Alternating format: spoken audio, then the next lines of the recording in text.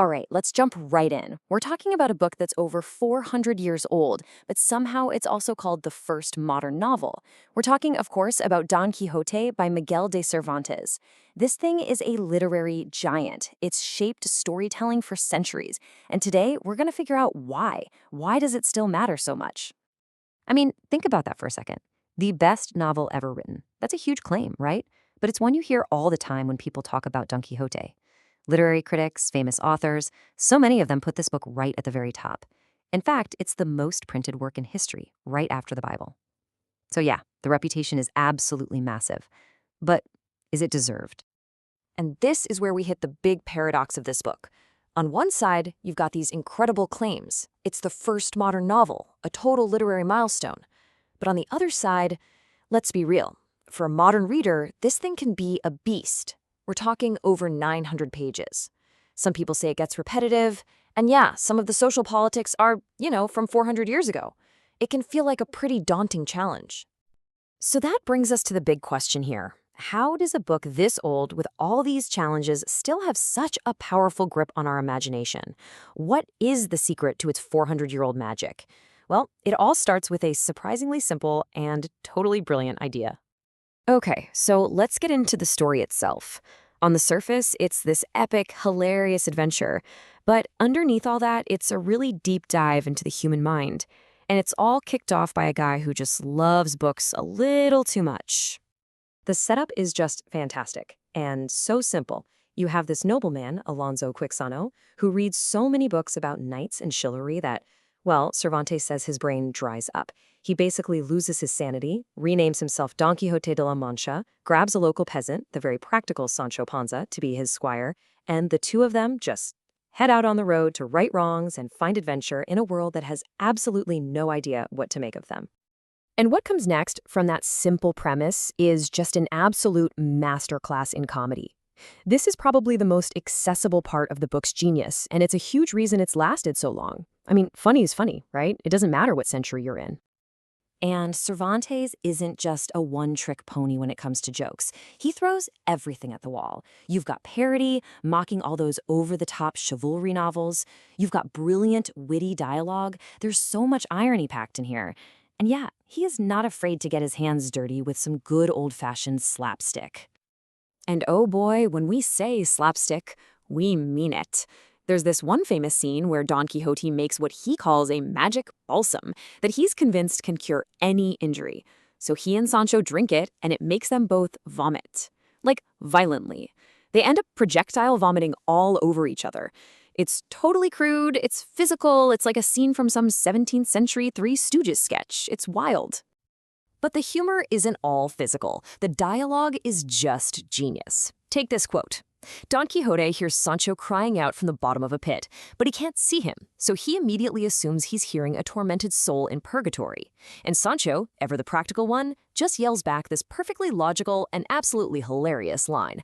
It's that kind of smart, character-driven humor that really makes the book sing.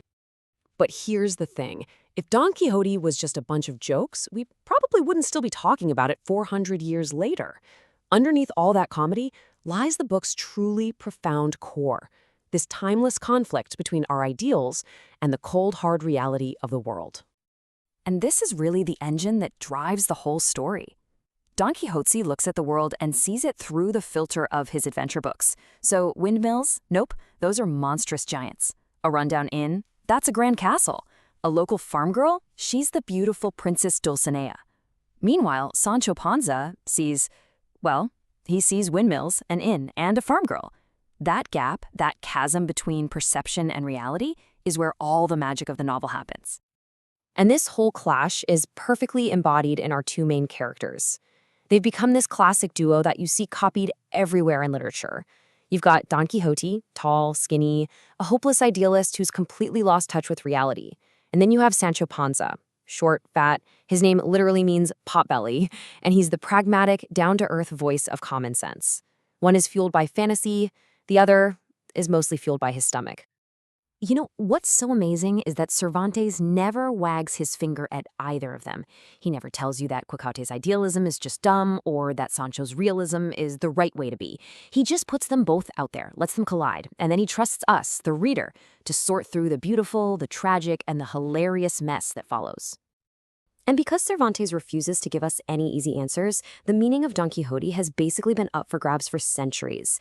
It's kind of like a mirror. It reflects the values of whatever time period is looking into it. It's actually fascinating to track how our view of the book has changed over time. Back in the 17th century, people mostly saw it as a funny, silly book, a parody. Then, in the 18th century, the Enlightenment thinkers saw it as a brilliant critique about dated ideas. 100 years later, the Romantics in the 19th century looked at Don Quixote not as a fool, but as this tragic hero fighting for his dreams in a cynical world. And today, we tend to see it as this mind-bending, postmodern masterpiece that was centuries ahead of its time. And it totally earned that postmodern label. I mean, Cervantes was playing with literary tricks that wouldn't become popular for hundreds of years. He's doing metafiction, stories within stories. He hints that the narrator telling you the story might not be reliable. He uses what scholars call heteroglossia, which is really just a fancy way of saying he fills the book with all these different voices and perspectives, from peasants to dukes. And, maybe most importantly, his characters actually change and evolve. They learn from each other as the story goes on. Okay, but here is where Cervantes does something that is still mind-bending. The first part of the book was a huge bestseller in his time, so when he wrote this second part, 10 years later, he put that fact into the story. Don Quixote and Sancho are now famous. They meet people on their travels who have read the first book about their adventures. They are literally characters living in their own sequel. I mean, come on, that is an unbelievable fourth-wall-breaking move for 1615. It's that kind of insane innovation and deep human storytelling that explains why this book's influence is, well, it's almost impossible to overstate. It's just woven into the fabric of our culture. Seriously, the book's impact is just staggering. I mean, just look at this list of writers. These are some of the all-time greats. From Flaubert's Madame Bovary to Dostoevsky's The Idiot, you find these characters who are basically wrestling with their own modern version of Quixote's idealism. The book's DNA is just, it's everywhere in the modern novel. And of course, the book literally gave us a new word for our vocabulary. When we call an idea or a person quixotic, we are plugging directly into the spirit of this 400-year-old character. We're describing someone who is idealistic, maybe a little impractical, maybe a little crazy, but noble enough to fight windmills for what they believe in. This quote, which is actually from inside the book itself, feels like Cervantes basically announcing his mission statement to the world. He was saying, hey, the old rules are done. He was showing everyone that a huge, epic, important story didn't need to be in verse or poetry. It could be told in everyday prose, messy, realistic, and conversational. And in doing that, he pretty much laid the foundation for the novel as we know it today. So, if you take one thing away, it should be this.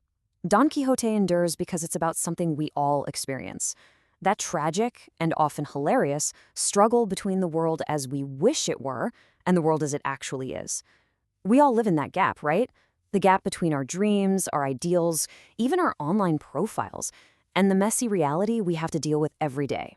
This book just explores that struggle with more humor, wisdom, and heart than almost anything written since. And that really leaves us with one final thought to chew on. Think about our world today, a world filled with endless stories, social media feeds, virtual realities. We are constantly choosing which version of reality to believe in, which story to live inside. So maybe the question isn't whether Don Quixote was crazy. Maybe the real question is, in our own modern way, aren't we all just a little bit quixotic?